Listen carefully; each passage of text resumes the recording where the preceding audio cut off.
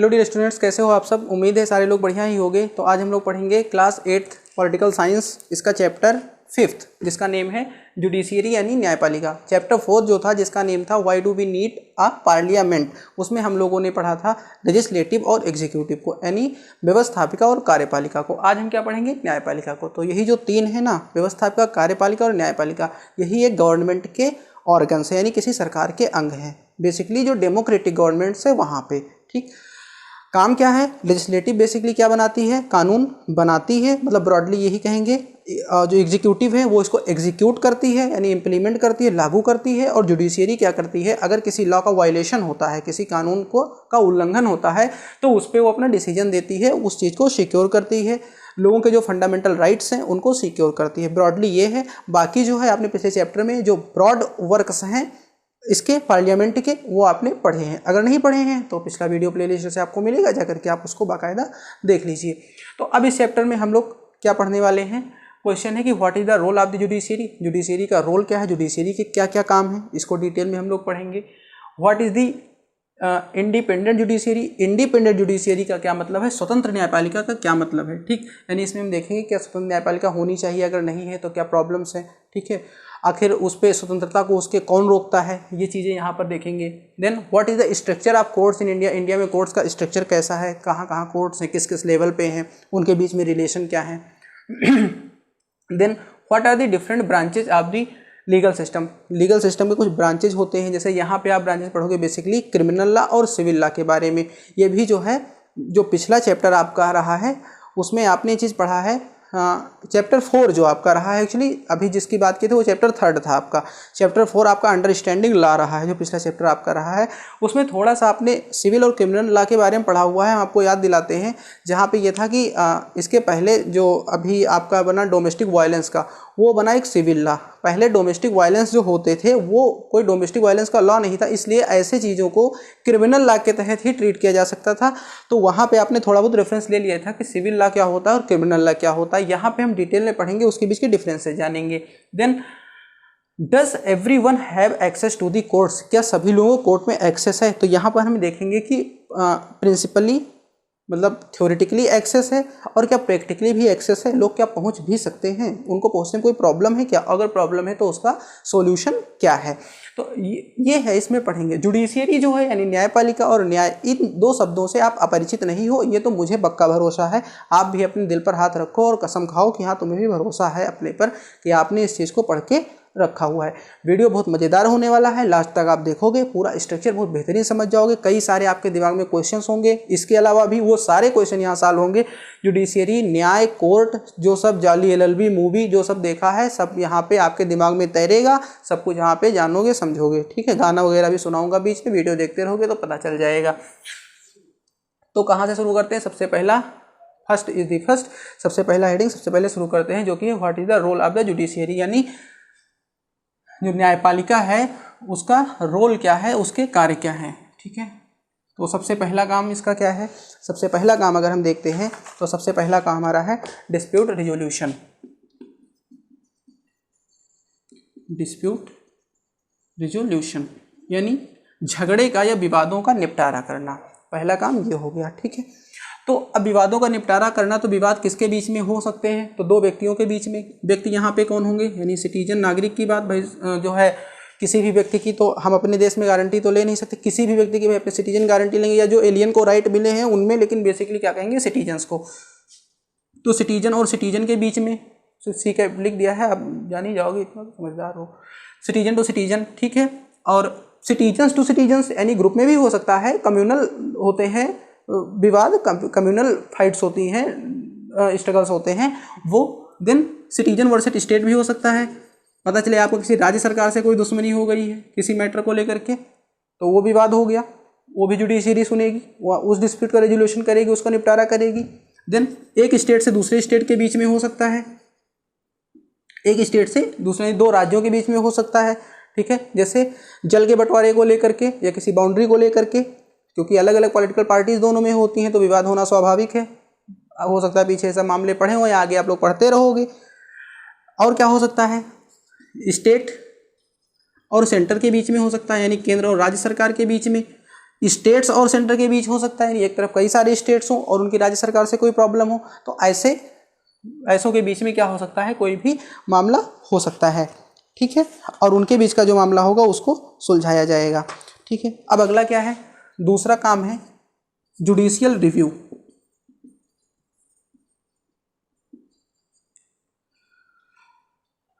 Judicial review जो है इसको कहते हैं संवैधानिक उपचार की शक्ति इस हिंदी में, ठीक है क्या कि जब आप कॉन्स्टिट्यूशन पढ़ रहे थे उसमें आपने पढ़ा था कि लॉ बनाने की तो अनलिमिटेड पावर पार्लियामेंट के पास में है, लेकिन कॉन्स्टिट्यूशन को इंटरप्रेट करने की जो सुप्रीम सबसे ज़्यादा अनलिमिटेड पावर है वो किसके पास में, कोर्ट के पास है। या लास्ट पावर जो है, अल्टीमेट पावर, वो किसके पास में, कोर्ट के पास है। कोर्ट ये हमेशा ध्यान रखता है कि कोई भी नया बनने वाला लॉ जो है वो कॉन्स्टिट्यूशन के बेसिक स्ट्रक्चर को वायलेट ना करता हो, ठीक।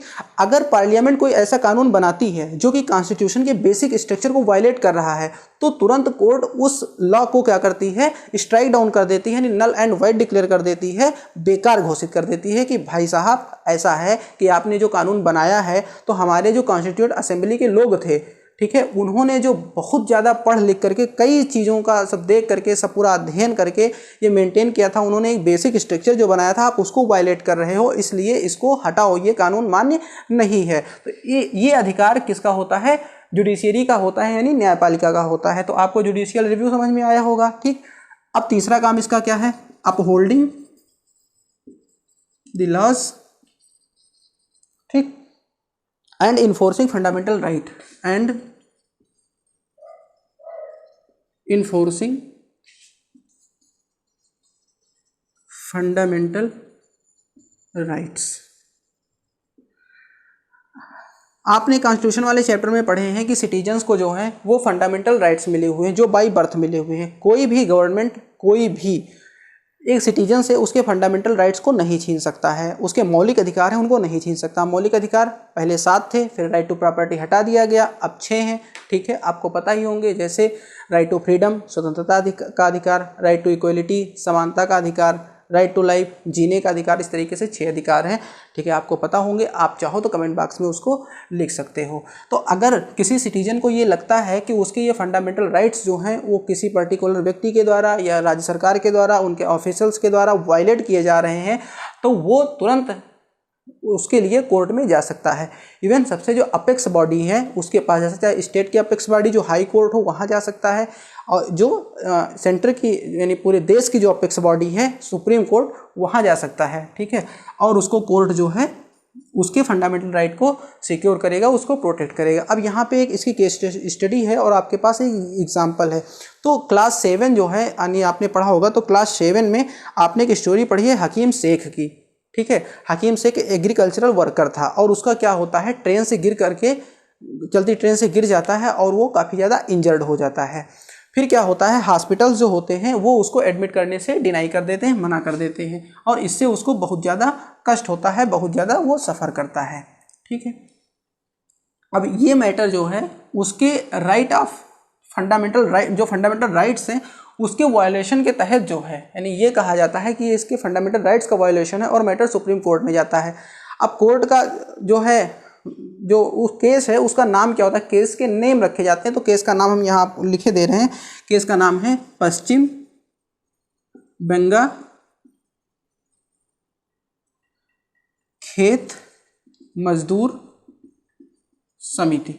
एक्चुअली उस फार्मर की तरफ से जो है ये समिति जो है केस लड़ती है, और ये किसके अगेंस्ट होता है, versus state of West Bengal, state of West Bengal. और केस कब का है, 1996। ऐसे ही किसी केस के नेम लिखे जाते हैं, ये भी आप यहाँ पे देख लो। किसी भी केस का जब एग्जाम्पल दोगे तो ऐसे ही लिखोगे, एक इसमें वादी है, दूसरा प्रतिवादी है, ठीक, एक तरफ ये है, दूसरी तरफ ये है, ठीक है। तो वहाँ पे जाता है और ये कहा जाता है कि इसका जो आर्टिकल 21 है, आर्टिकल 21 के तहत जो इसको राइट टू लाइफ मिला हुआ है, यानी जीने का अधिकार मिला हुआ है, उस जीने के अधिकार का वायलेशन हुआ है। अब आप कहोगे भाई वो मरा तो है नहीं, उसको किसी ने मारा तो है नहीं, ठीक है, तो राइट टू लाइफ का वायलेशन कैसे हुआ, तो वहाँ पर ये हुआ कि कोर्ट ने ये माना कि जो राइट उसकी एक्चुअली हेल्थ का प्रोटेक्शन नहीं हुआ, उसका राइट टू हेल्थ का प्रोटेक्शन नहीं हुआ। और ये चीज़ जो है ये साफ साफ भले ना लिखी हो लेकिन इसमें इन्वॉल्व्ड है। भाई कोई किसी को जीने का अधिकार है लेकिन स्वस्थ ज़िंदगी जीने का अधिकार है। ऐसा थोड़े है कि वो किसी तरह जी रहा है, करा रहा है रोज़, वो रोज़ कह रहा है संध्या सवेरे भगवान मुझे उठा ले, और ऐसी हालत में वो जी रहा है, तो इस तरीके से जीने का अधिकार नहीं है। और चूंकि इसके लिए रिस्पॉन्सिबल कौन थी? State of West Bengal responsible थी, क्योंकि उसके जो हॉस्पिटल्स हैं उन्होंने उसको प्राइमरी ट्रीटमेंट नहीं दिया, उसको ठीक से ट्रीटमेंट नहीं किया। ठीक, तो इसको दोषी पाया गया। सुप्रीम कोर्ट ने अपना वर्डिक्ट सुनाते हुए इनको डायरेक्शन दिया कि जो भी हकीम शेख जी ने सफ़र किया है, जो उनको कष्ट हुए हैं, उसके बदले आप इनको कंपनसेशन दो, यानी जुर्माना दो। ये पहला डिसीजन उसका था। दूसरा डिसीजन था कि आप एक ब्लूप्रिंट लेकर के आओ, एक प्रस्ताव लेकर के आओ जिसमें प्राइमरी हेल्थ सेंटर्स आप खोलो अपने यहाँ, और ऐसे इमरजेंसी सिचुएशन में लोगों को ट्रीटमेंट अवेलेबल कराओ। ठीक, खटाखट 2 वर्डिक्ट सुनाए, ठीक है, वेस्ट बंगाल को, और इस तरीके से इसके फंडामेंटल राइट्स जो था उसका प्रोटेक्शन हो गया एक सिटीजन के। ठीक, तो इस तरीके से फंडामेंटल राइट्स का प्रोटेक्शन जुडिशियरी करती है। आई होप आपको ये समझ में आया होगा। राइट, अब यहाँ पे चूँकि हम पढ़ा रहे हैं तो कुछ काम मिलेगा। एनसीईआरटी आपको पढ़ा रही है तो एनसीईआरटी ने कुछ काम दिया है, तो ये आपका वर्क है। अब इसमें तो लिखा है कि आप अपने टीचर की हेल्प से करो, तो भाई मैं टीचर हूँ, मैं हेल्प करने को तैयार नहीं हूँ। मैंने सीधे बता दिया कि यहाँ पे आपको लिखा है टाइप ऑफ डिस्प्यूट लिखे हैं, उसके आप एग्जाम्पल लिखने हैं। जैसे पहला है dispute between centre and the state, तो इसका एक एग्जाम्पल लिखना है कि कहाँ पे सेंटर और स्टेट के बीच में जहाँ कोई विवाद हो तो उसका आप एग्जाम्पल लीजिए। केस के नाम ऐसे ही रहेंगे, जैसे यहाँ पे लिखा हुआ है वर्सेस वेस्ट बंगाल स्टेट। ठीक है, ऐसे नाम रहेंगे। तो अब आप इसके लिए इंटरनेट का सहारा लो और ये नेम नोट करो। ठीक, अगर आपको उचित लगे, क्योंकि भाई ज़बरदस्ती तो आपसे कर नहीं सकते हैं, इतना तो संवैधानिक अधिकार हमारे पास है नहीं। अगर उचित लगे तो कमेंट बॉक्स में राइट करो। ठीक है, तो यहाँ पे 1 2 3 4 एग्जाम्पल्स आपको लिखने हैं, तो 4 एग्जाम्पल्स आप नंबर डाल करके कमेंट बॉक्स में राइट कर सकते हो। कमेंट बॉक्स में राइट करोगे और भी लोग जो देखने आएंगे, वीडियो देखने आएंगे, वो कमेंट में देख करके जान लेंगे, तो इसका क्रेडिट आपको जाएगा, हमें उसका क्रेडिट नहीं चाहिए। तो ये हो गया। अब अगला क्वेश्चन आता है हमारा, यानी पहला क्वेश्चन हमारा हो गया। आपने 3 रोल यहाँ पर देखे। ठीक है, पहला रोल किसका था? पहला रोल ये था कि डिस्प्यूट रेजोल्यूशन करता है। दूसरा रोल क्या था? ये करता है आपका जुडिशियल रिव्यू। और तीसरा रोल क्या था? Upholding the law and enforcing fundamental rights. अब सेकेंड हेडिंग देखते हैं। ये क्वेश्चन हमारा सॉल्व हो गया, इसका आंसर हमको मिल गया।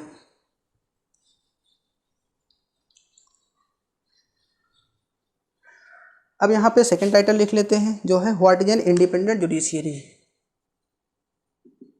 What is an independent judiciary. देखो, इसको एक्सप्लेन किया जाए इसके पहले ही आपको इसका थोड़ा सा मतलब तो पता है। ठीक है, बिल्कुल, कि स्वतंत्र न्यायपालिका हो।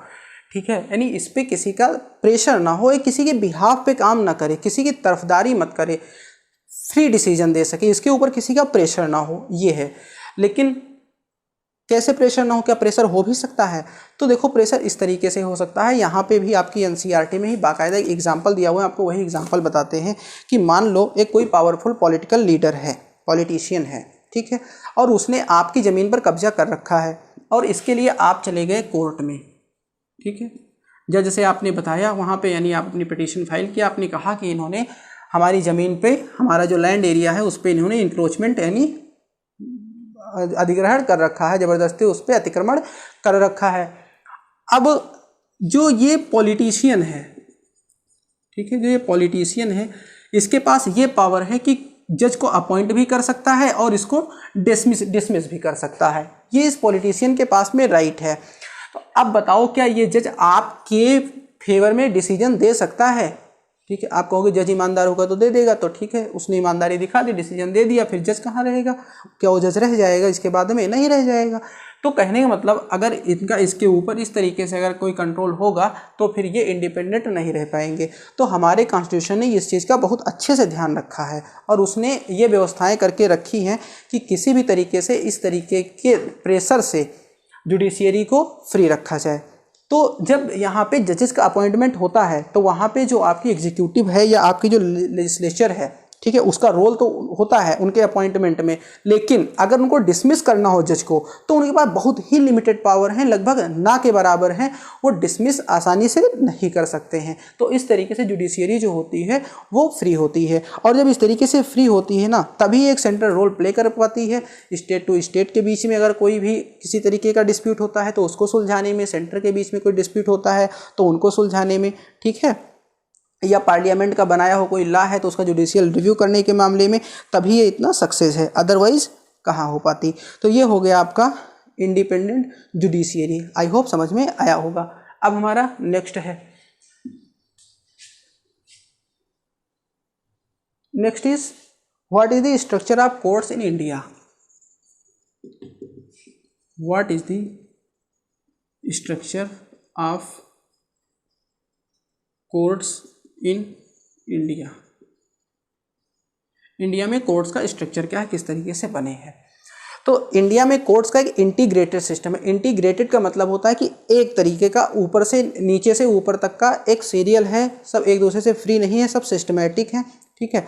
सबसे पहले होता है कि आपके लोकल लेवल पे कोर्ट्स होते हैं जिनको हम कहते हैं जो डिस्ट्रिक्ट कोर्ट्स होते हैं, जहाँ पे सबसे ज़्यादा केसेस वगैरह जाते हैं, ये डिस्ट्रिक्ट लेवल पे या तहसील लेवल पर बने होते हैं। यहाँ पे लगभग हर तरीके के केसेस यहाँ पर जाते हैं। फिर इसके बाद में क्या होता है, स्टेट की अपनी अपेक्स बॉडी होती है जिसको हाई कोर्ट कहते हैं, वो स्टेट का सबसे बड़ा कोर्ट होता है। और देन इसके बाद में अपेक्स कोर्ट होता है जो सुप्रीम कोर्ट है, जो कि न्यू दिल्ली में है, ठीक। तो 3 जो है आपके 3 सिस्टम में बना हुआ है, ठीक है। आपका ये इस तरीके से बना हुआ है, ये आपके एक्चुअली वर्क में है कि आप यहाँ फिल करो कि किसमें कौन सा नाम फिल होगा, ठीक है।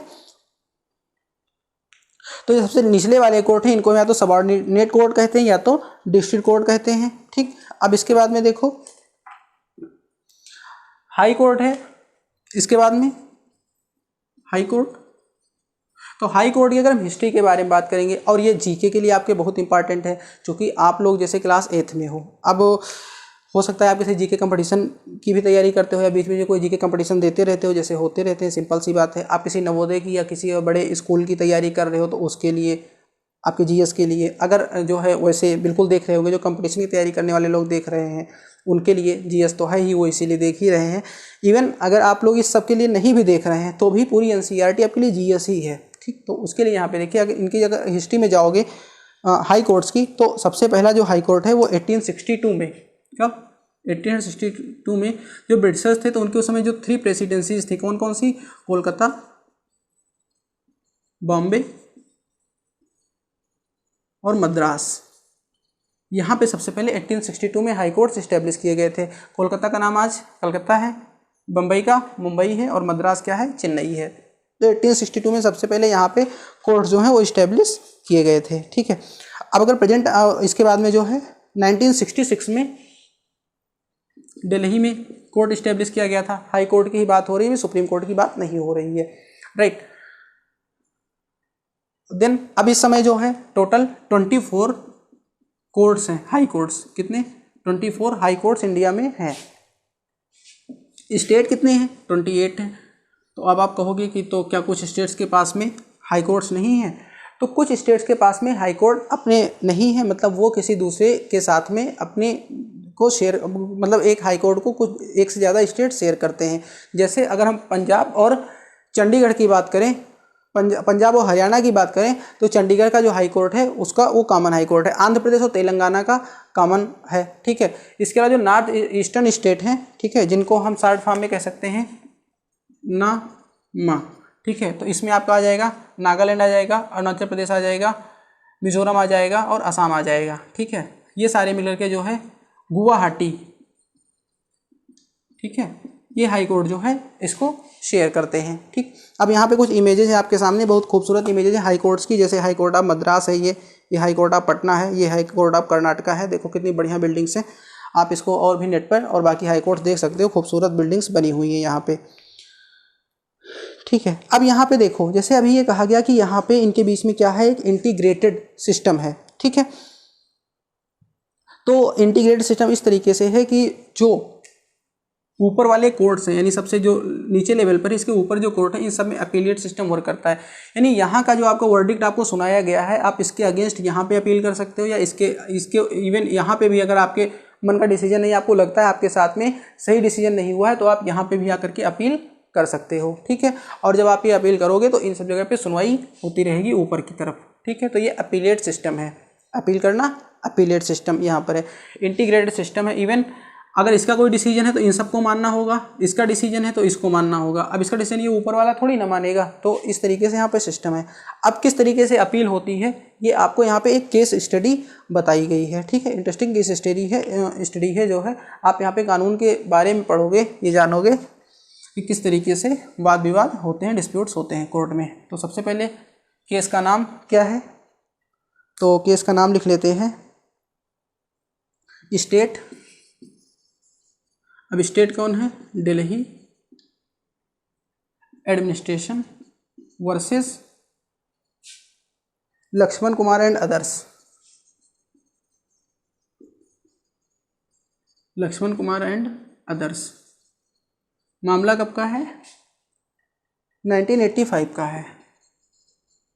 ये मामला सुप्रीम कोर्ट में जब पहुंचा था, from lower court to supreme court तक, ये केस का नाम है। अब देखो यहाँ पे आप देखोगे कि आखिर क्या ये मैटर आपको क्या स्टेट का है। एक्चुअली यहाँ पे स्टेट का मैटर नहीं था, लेकिन एक्चुअली यहाँ पे जो है, अभी आप स्टोरी में पढ़ोगे, हम थोड़ा सा पहले बता देते हैं कि यहाँ पे एक लेडी है जिसको जला करके मार दिया गया था, दहेज की वजह से इन लोगों ने मार दिया था। ठीक है, एक्चुअली इसकी वो पत्नी ही थी, अभी हम केस में पढ़ेंगे उसको, लेकिन अभी ये हम समझा रहे हैं कि यहाँ स्टेट क्यों लिखा है। तो जला के मार दिया गया। अब जला के जो मारना था, ठीक है, वो क्राइम केवल इनका था, इसके अगेंस्ट हुआ था, लेकिन लॉ जो है वो स्टेट को मेंटेन करता है। तो सीधे ये माना जाता है कि आपने केवल उसका नुकसान नहीं किया है, आपने स्टेट के बनाए हुए लॉ का वायलेशन किया है, इसलिए आपके अगेंस्ट तो सीधे स्टेट खड़ा है। आपको अब स्टेट से मुकदमा लड़ना पड़ेगा, क्योंकि आपने केवल उस व्यक्ति का वायलेशन नहीं किया है, आपने स्टेट के बनाए हुए लॉ को भी वायलेट किया, इसीलिए यहाँ पे स्टेट लिखा हुआ है। कहीं भी ये मामला होगा, इवन ये जान लो कि जैसे मान लो आप अब आप ही क्यों आपको कहीं इन्वॉल्व कर दें, कहीं ए और बी है, मान लो बी ने ए को मार के ख़त्म कर दिया, ढिच्चा से गोली मारी, ये ख़त्म हो गए। ठीक है, तो अब बी पर जो मुकदमा चलेगा वो इधर स्टेट होगा, ए की तरफ से कौन लड़ेगा, स्टेट। ठीक है, और इधर बी के अगेंस्ट, यानी स्टेट वर्सेस बी, इस तरीके से केसेस चलते हैं। तो आपको ये चीज़ समझ में आ गई होगी, तो इसलिए केस का नाम ये है। ठीक, तो अब केस पढ़ते हैं क्या होता है। फरवरी 1980 को जो लक्ष्मण कुमार हैं, यानी इनकी शादी होती है, 20 साल की जो लड़की होती है सुधा गोयल, शादी होने के बाद में वो महिला बन जाती है, सिंपल सी बात है। ठीक है, तो शादी होती है, लक्ष्मण अपने भाई और फैमिली के साथ में दिल्ली के फ्लैट में रह रहा होता है। ठीक, फिर डेट आती है 2 दिसंबर 1980 को। 2 दिसंबर, मार्कर कहाँ गई मेरी, कहानी बताते बताते।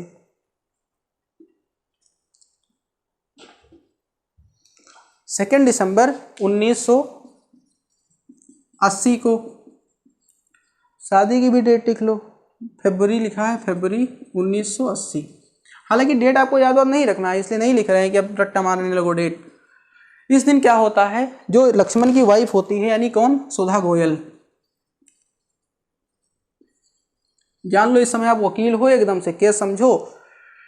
तो सुधा गोयल की हॉस्पिटल में डेथ हो जाती है ड्यू टू बर्न्स, मतलब जलने की वजह से इसकी डेथ हो जाती है। अब जो सुधा के मायके वाले हैं वो कोर्ट में केस फाइल करते हैं। ठीक है, कहाँ पे कोर्ट, सबसे पहले लोअर कोर्ट में केस फाइल करते हैं। ठीक है, लोअर कोर्ट में जो विटनेस आते हैं सुधा के मायके वाले की तरफ से, वो ये बताते हैं कि उन्होंने सुधा को पिछली रात को, ठीक है, यानी 1 दिसंबर की रात को चीखते हुए सुना था, और उसकी साड़ी में आग लगी हुई थी, वो जल रही थी। तो वो लोग जब दौड़ के वहाँ फ्लैट पे पहुँचते हैं तो आग वाग बुझाते हैं, कंबल उम्बल में लपेट करके सुधा गोयल की जो आग उसमें लगी होती है उसको बुझाते हैं। और सुधा गोयल तब बताती है कि एक्चुअली लक्ष्मण ने और लक्ष्मण की माँ ने, यानी इनकी जो सास हैं, ये लोग उसको कई दिन से दहेज के लिए, यानी डाउरी के लिए टार्चर कर रहे थे, कैश मांग रहे थे, फ्रिज मांग रहे थे। और फिर फाइनली क्या हुआ कि जो है इनकी सास ने, सुधा गोयल की सास, जिनका शकुंतला नाम है, ठीक है, शकुंतला ने इसके ऊपर केरोसिन का तेल, ऑयल डाल दिया और लक्ष्मण ने आग लगा दी। ठीक, हमें एक भजन याद आ रहा है, मैंने कहीं सुना था। तो भजन इस तरीके से है कि वो महिला बताती है पुलिस से, ठीक है, कि बाबूजी मेरे सास ससुर ने किया कमरे में बंद, तेल का पिपिया लेकर आई, वो थी छोटी नंद, हाथ में दिया सलाई, पिया ने मेरे आग लगाई। ठीक है, खैर ये नंद नहीं थी, यहाँ पे तो इसकी सास है, हमारी वाली स्टोरी में नंद थी। ठीक, तो आग लगा देती है। ये मामला मतलब ये गवाही देते हैं, जो गवाही देने वाले लोग जो देखे हैं, आई विटनेस हैं, वो ये चीज़ बताते हैं। ठीक, कोर्ट पूरा एविडेंस पाता है और वो लक्ष्मण और इनके ब्रदर इन लॉ और शकुंतला, इनको तीनों को जो है वो गिल्टी पाता है और लाइफ डेथ यानी मृत्युदंड, धारा 302 के तहत आपको आजीवन कारावास की सजा दी जाती है। और अब मार्कर थोड़े ना तोड़ दूंगा मैं डिसीजन सुनाने के बाद में, मृत्यु की सजा सुना दी जाती है। अब क्या होता है, लेकिन नवंबर 1983 में ये लोग यानी ये Lakshman Kumar and others high court में जाते हैं और ये वहाँ पर जाते हैं। हालांकि वही सेम इनका यहाँ पर भी इन्होंने ये बताया था, जैसे इनका भी तो कोई साइड था, इन्होंने बताया था ऐसा कुछ नहीं था, वो किचन में दूध गर्म कर रही थी, उसकी साड़ी में आग लग गई थी, इनका ये कहना था, लेकिन एविडेंस इनके अगेंस्ट में थे तो यहाँ पे इनको सजा मिली। अभी हाई कोर्ट गए, हाई कोर्ट ने ये पाया कि वास्तव में जो सुधा गोयल थी ये दूध गर्म कर रही थी और साड़ी में आग लगने की वजह से वो जली और बाद में उसकी डेथ हो गई। हाई कोर्ट ने ये पाया। ठीक, और इन सारे लोगों को बरी कर दिया, बाइज्जत बरी कर दिया। सबूतों और गवाहों के अभाव में ये अदालत लक्ष्मण कुमार एंड अदर्स को बाइज्जत बरी करती है, सजा सुना, ये यहाँ पे फैसला दे दिया गया। लेकिन उसी टाइम पे जो है बहुत सारी वुमेन एक्टिविस्ट थी और डाउरी सिस्टम के अगेंस्ट में कैंपेन चल रहा था। सोसाइटी ने ये देखा, लोगों ने ये देखा कि कोर्ट्स को एविडेंसेस भले ना मिले हों, लेकिन असलियत यही थी कि डाउरी के लिए उसको, दहेज के लिए टॉर्चर किया जा रहा था और दहेज के लिए ही उसको मारा गया था। ये लोगों ने देखा तो लोगों ने आवाज़ उठाना शुरू की और फिर ये हुआ कि एक ऑर्गेनाइजेशन था जिसका नाम था Indian federation of women lawyers, ठीक है, उसने इस मैटर को उठा करके फिर से सुप्रीम कोर्ट में डाल दिया। ठीक, अब मैटर कहाँ है, सुप्रीम कोर्ट में। सुप्रीम कोर्ट में केस चला, सुप्रीम कोर्ट ने ये पाया कि वास्तव में जो है सुधा गोयल की आग लगाकर हत्या की गई थी, लेकिन जो उनका ब्रदर इन लॉ था वो उसमें इन्वॉल्व नहीं था क्योंकि उसके खिलाफ सबूत नहीं मिले। तो अदालत सबूत पर काम करती है, उसके खिलाफ सबूत नहीं मिले तो उसको बाइज्जत बरी कर दिया गया। लेकिन शकुंतला यानी लक्ष्मण की माँ यानी सुधा की सास, ये और लक्ष्मण, ये दोनों लोग गिल्टी पाए गए और इनको लाइफ इम्प्रिजनमेंट यानी आजीवन कारावास की सजा वहाँ से मिली। तो आपने यहाँ पर क्या देखा, आपने यहाँ पर ये देखा कि नीचे वाले कोर्ट के फैसले को भी ऊपर वाले कोर्ट ने बदला, उसके ऊपर वाले कोर्ट के फैसले को उसके ऊपर वाले कोर्ट ने बदल दिया, यानी ये राइट्स बदलने का, ये बदलने का अधिकार है। अपील उस कोर्ट के अगेंस्ट में वहाँ पे अपील हुई, उस कोर्ट के वर्डिक्ट के अगेंस्ट में वहाँ पे अपील हुई, यानी ऊपर की तरफ अपील होने का भी जो है सिस्टम यहाँ पर है। यानी ये है कुल मिला के स्ट्रक्चर कोर्ट्स का इंडिया में, राइट। अब अगली हेडिंग है हमारी, what are the different branches of the legal system. अगर आपको वीडियो ठीक ठाक समझ में आ रहा है तो कमेंट बॉक्स में एक बार ज़रूर अपने व्यूज रख दीजिए। अगर हमें लगेगा, अगर अच्छा पढ़ा रहे होंगे कमेंट बॉक्स में बताओगे तो हमें भी थोड़ा एनर्जी मिलेगी। अगर अच्छा नहीं लग रहा होगा तो बताओगे तो हमें ये अच्छा लगेगा। अगर आप बताओगे कि हाँ ये कमी है तो ये अच्छा लगेगा कि आप पूरे मन से वीडियो देख रहे थे, आपने चीज़ों को जज करने की कोशिश की, तो आप जो कमी निकालोगे वो कमी हम दूर करने की कोशिश करेंगे अगर वो वास्तव में कमी होगी। अगर वो कमी आप किसी दुश्मनी की वजह से, जैसे अभी मैंने थोड़ा वर्क करने को अभी किताब से ही कहा था ना कि वर्क कर लेना, अगर उस चीज़ का बुरा मान गए होगे और ज़बरदस्ती कोई कमी निकालने की कोशिश करोगे तो उसको थोड़ी ना मानूंगा कि हमारी कमी है, इग्नोर कर दूंगा। तब चाहो कमेंट करो या ना करो। तो अगली हेडिंग है, what are the different branches of the legal system. What are the different branches of the legal system, यानी जो हमारा न्यायिक तंत्र है, लीगल सिस्टम है, उसके और बहुत से ब्रांचेस क्या क्या हैं। तो डेफिनेटली जो है हमने अभी बताया था शुरुआत में ही कि दो ब्रांचेज में इसको रखा जाएगा, एक है क्रिमिनल लॉ और दूसरा है सिविल लॉ। ह्यूमन जो डोमेस्टिक वायलेंस है उसके बारे में थोड़ा सा आपने पढ़ा ही था, ठीक है। 2006 में जो पास हुआ था, पिछले चैप्टर में अभी मैंने बताया भी था उसके बारे में। तो अब यहाँ पे डिफरेंसेस देखने कौन कौन से हैं। कोई पूछेगा कि भाई डिफरेंस बताओ, तो कैसे बताओगे। तो क्रिमिनल लॉ में क्या होता है, कोई फिजिकली या मेंटली वायलेंस होता है, जैसे किसी को मार पीट दो, किसी का मर्डर कर दो, किसी को किसी वुमेन का हैरासमेंट करो दहेज के लिए, ठीक है। इन सब चीज़ों को किस में रखेंगे, क्योंकि वो क्राइम है तो इसलिए उसको क्रिमिनल लॉ में रखेंगे। सिविल लॉ में क्या होता है, जैसे किसी लैंड डिस्प्यूट है, किसी ज़मीन का विवाद है, ठीक है, किसी मकान के किराए का विवाद है, कोई पैसे का विवाद है, ठीक है, ऐसे डिस्प्यूट्स हैं, तो ये कोई क्राइम तो है नहीं, तो इसको किस में रखेंगे, सिविल लॉ में रखेंगे। तो अब ये इनके प्रोसीजर में आओगे तो क्या होगा, मान लो कहीं पे क्राइम हुआ है, आपके साथ कुछ गलत हुआ है या किसी के साथ गलत हुआ है, तो वो क्या करेगा, सबसे पहले वो सबसे पहले FIR करेगा, जिसका फुल होता है फर्स्ट इंफॉर्मेशन रिपोर्ट। फिर वहाँ पे जो पुलिसमैन है वो आएगा, जांच पड़ताल करेगा, फिर मैटर कोर्ट में जाएगा। इसमें क्या होता है, सबसे पहले क्या किया जाता है, जो सबसे नज़दीकी कोर्ट होता है वहाँ पे पिटीशन फाइल की जाती है। इसमें कोई FIR नहीं होती है, इसमें पिटीशन फाइल की जाती है। अब यहाँ पे क्या होता है, अगर यहाँ पे कोई गिल्टी पाया जाता है, ठीक है, गिल्टी पाया जाता है तो उसको पनिशमेंट होती है, किस चीज़ की, या तो उसको जेल की सज़ा होगी या उसको जो है जुर्माना होगा पैसे का, जिस तरीके का जो है क्राइम होगा, और या उसको जो है मृत्युदंड भी दिया जा सकता है। अब क्रिमिनल लॉ में और सिविल लॉ में क्या है, चूंकि यहाँ पे कोई क्राइम जैसा तो हुआ नहीं है, यहाँ पे ये है कि जैसे मान लो कि हमारी ज़मीन पर आपने कब्जा कर रखा है, तो हम कोर्ट में गए, कोर्ट ने ये पाया कि ये बात सही है कि आपने कब्जा कर रखा है, कोर्ट आपको आदेश देगा कि भाई कब्जा छोड़ो, नहीं छोड़ोगे तो पुलिस भेजेगा, कब्जा दिलवा देगा हमको हमारा। अब मान लीजिए आप हमारे मकान में रह रहे हैं, आपने किराया नहीं दिया है तो किराया दिलवा देगा। तो इस तरीके से आपने देखा कि सिविल लॉज और क्रिमिनल लॉज क्या होते हैं, ठीक है। यहाँ पे जान लो, क्योंकि वैसे भी न्यूज में सुनते होंगे यूनिफॉर्म सिविल कोड की बात हो रही है, समान नागरिक संहिता की बात, तो सिविल कोड की बात हो रही है। और इवन जो ट्रिपल तलाक और ये सब मामले हैं, ये सब सिविल लॉज में आते हैं, ये भी जान लो। थोड़ा सा ये मैं बड़ी बात बता रहा हूँ, जब न्यूज़पेपर वगैरह में पढ़ना सुनना तो ये चीज़ें मन में जाने लेना क्लास 8th में। इससे क्या थोड़ा माइंड को ब्रॉड करोगे तो बड़े लोगों के बीच में बात कर सकोगे, आपको भी बेहतर फील होगा, राइट। अब यहाँ पे देखो, फिर थोड़ा सा काम दे दे रहे हैं, बुरा मत मानना, ये आपकी स्क्रीन पे भी लगाए दे रहे हैं। बहुत आसान से 2 क्वेश्चन है, आपको बताना है कि किस जो है ब्रांच ऑफ लॉ में आएंगे और इनका प्रोसीजर क्या होगा, ठीक। इतनी सी बात आपको बतानी है, बता देना, मैं भी जान लूँगा, आखिर मैं इतनी देर से पढ़ा रहा हूँ, थोड़ा बहुत तो सिखा सकता, तो अभी मेरी किताब गिर जाती। अब अगला है, does everyone have access to the court. थक गए हो गए, इसलिए आखिरी हेडिंग है। अगर थ्योरेटिकली बात करें, यानी प्रिंसिपल के हिसाब से बात करें, तो सबको एक्सेस है। हमारे कॉन्स्टिट्यूशन ने ये सबको ये प्रोविज़न पूरा दिया हुआ है कि कोई सिंगल पर्सन भी जो है, अगर उसके राइट्स का वायोलेशन होता है तो वो कोर्ट में जा सकते हैं। बट क्वेश्चन हियर इज़, क्या वो जा सकता है, प्रैक्टिकली क्या पॉसिबल है। जैसे अगर कोई एक मजदूर है, तो अगर उसको हम देखें तो वो डेली वेज वर्कर है, अगर वो दिन में काम नहीं करेगा तो वो शाम की रोटी नहीं कमा पाएगा।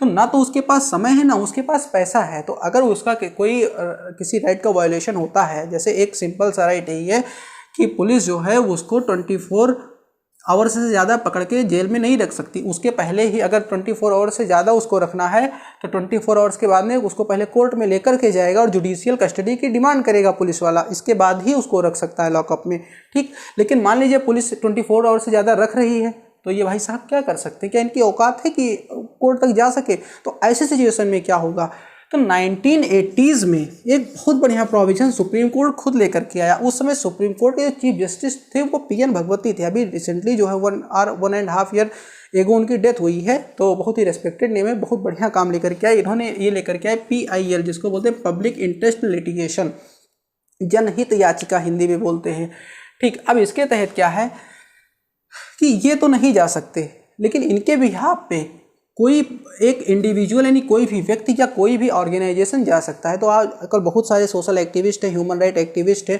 तो ये लोग अगर इनके साथ कोई वायलेशन हो रहा है तो इनके बिहाफ पे कोर्ट में जा सकते हैं और जनहित याचिका दायर कर सकते हैं, ठीक है। और ये PIL को इतना आसान बनाया गया है कि आप जनरली एक सिंपल लेटर लिख करके एक टेलीग्राम कोर्ट को आप भेज सकते हो और वो आपके PIL में काउंट होगा, ठीक। तो इस तरीके से जो है कोर्ट में सबको एक्सेस प्रोवाइड कराई गई है। ठीक है, अब यहाँ पर और आता है एक, यहाँ पर केस आता है। केस क्या है, PIL जो है इसके कुछ बेहतरीन फ़ायदे आपको दिखाए गए हैं कि कौन कौन से बेहतरीन फ़ायदे इसके हुए हैं। तो बिहार का एक यहाँ पे केस बताया गया कि PIL आने से वहाँ पे क्या फ़ायदा हुआ। बिहार में बहुत सारे प्रिजनर्स थे, बहुत सारे कैदी थे जिनको कभी जेल हुई थी और उनका कैद का टर्म पूरा हो चुका था, लेकिन उनको रिहा नहीं किया गया था, वो वहाँ जेल में ही काम कर रहे थे। अब कौन जाए उनके लिए, या वो कहाँ जा सकते हैं कोर्ट में ये बताने। तो उनके लिए कुछ जो सोशल एक्टिविस्ट थे वो लोग गए कोर्ट में और फिर जो है कोर्ट ने उन लोगों को रिहा करवाया। जो मिड डे मील आप जानते हो ना, मिड डे मील केवल PIL की वजह से ही आ सका है। बहुत सारा राशन स्टेट के पास स्टोर रहता है, गोडाउन में पड़ा रहता है, सड़ जाता है, लेकिन लोगों को अवेलेबल नहीं हो पाता है।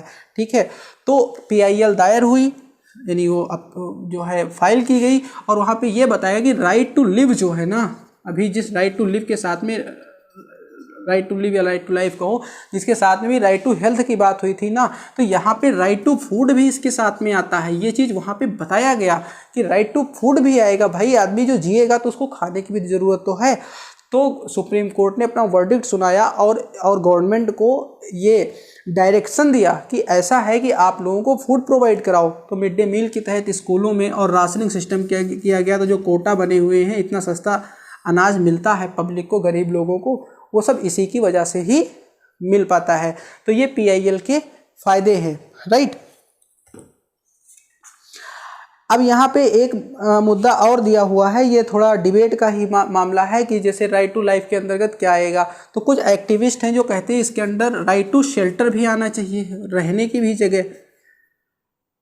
ये मामला कहाँ पे आता है, जो स्लम्स में रहने वाले लोग हैं, यानी जो झुग्गी झोपड़ी बना करके शहरों में रहते हैं, जनरली इनको इंक्रोचमेंट माना जाता है, यानी अधिग्रहण, ज़बरदस्ती कहीं पे कब्जा कर लेना माना जाता है लोगों का। ठीक, लेकिन इसको पहले जो है राइट टू लाइफ में ही राइट टू शेल्टर रखा गया। ये केस आपका है judgement of Olga Tellis versus Bombay municipal corporation का है, जहाँ पे कोर्ट ने ये माना कि भाई देखो बात ये है कि चूंकि जहाँ ये रह रहे हैं वहीं से ही इनको काम मिला हुआ है, रोजगार पे जाते हैं, एम्प्लॉयमेंट मिला हुआ है। अगर इनको यहाँ से हटा दोगे आप इंक्रोचमेंट मान करके, तो आप इनका रोजगार छीन लोगे, और रोजगार छीन लोगे तो ये सब भी जाएगा और ये भी जाएगा। तो इसलिए इनको यहाँ से आप हटा नहीं सकते हो, ये इनका राइट है। ठीक, लेकिन अब जो रिसेंट डिसीजंस हैं वो राइट टू शेल्टर को इसमें नहीं मानती हैं, वास्तव में उसको इंक्रोचमेंट ही मानती कि ज़बरदस्ती ये लोग जाते। भाई सिंपल सी बात है, अभी यहाँ का कोई मजदूर है, बैग उठाए मुंबई कमाने चला जाए और किसी साफ़ सुथरा बढ़िया वहाँ शहर बने हुए हैं, कोई वहाँ पे सरकारी जगह पड़े तंबू तान के वहाँ रहना शुरू कर दे। अब ना तो वहाँ पे उसका सही से कोई सैनिटेशन है, ना तो वाटर अवेलेबिलिटी है, कहीं पे वो शौचालय बना ले, वही शौचालय बनाएगा क्या, लोटियाले सुबह सुबह शौचालय कराए और इस तरीके से गंदगी फैलाए, वास्तव में सिर्फ गंदगी फैलाते ही हैं।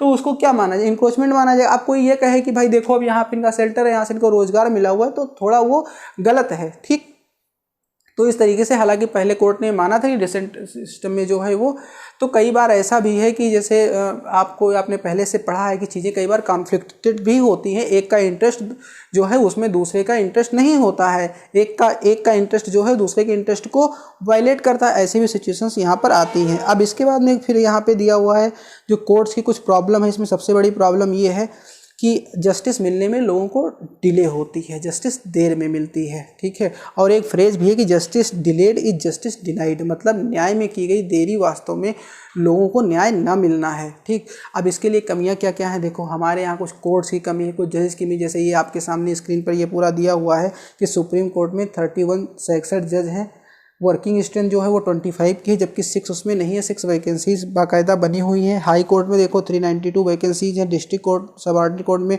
4937 वैकेंसीज बनी हुई, यानी एक है भी तो इतने यहाँ पे जजेस नहीं अवेलेबल है, इतने सारे केसेस हैं। जाली भी मूवी देखी होगी, अक्षय कुमार कहता है कि 30,000 लाख क्या है, मुझे डेटा नहीं याद है, कि इतने केसेस पेंडिंग हैं। ठीक है, तो ये जो सिस्टम है तो इससे हमें निपटना होगा, यानी जुडिशियरी के रिफॉर्म में ये काम करने होंगे। आप कल को अगर सिस्टम में जाइएगा तो आप इस चीज़ों को ध्यान रखिएगा, ये चीज़ें आपको करना है। तो इस तरीके से चैप्टर फिनिश होता है। आई होप आपको जुडिशियरी को अच्छे समझ में आई होगी। आपने जो तीनों केस स्टडीज़ की हैं कौन कौन सी, एक जो हकीम शेख वाली स्टडी थी, दूसरी जो लक्ष्मण जी वाली थी, ठीक है, और जो है पिया ने मुझे आग लगाई वाली, और तीसरी ये जो मुंबई म्युनिसिपल कॉरपोरेशन का है। तो केस स्टडी आपने देखी, ठीक है, जुडिशरी के जो रोल हैं वो आपने देखे, जो उनका इंडिपेंडेंट कैसे हैं ये सब आपने देखा और पढ़ा। तो आई होप आपको चैप्टर अच्छे से समझ में आया होगा। मिलते हैं नेक्स्ट वीडियो के साथ में, तब तक आपको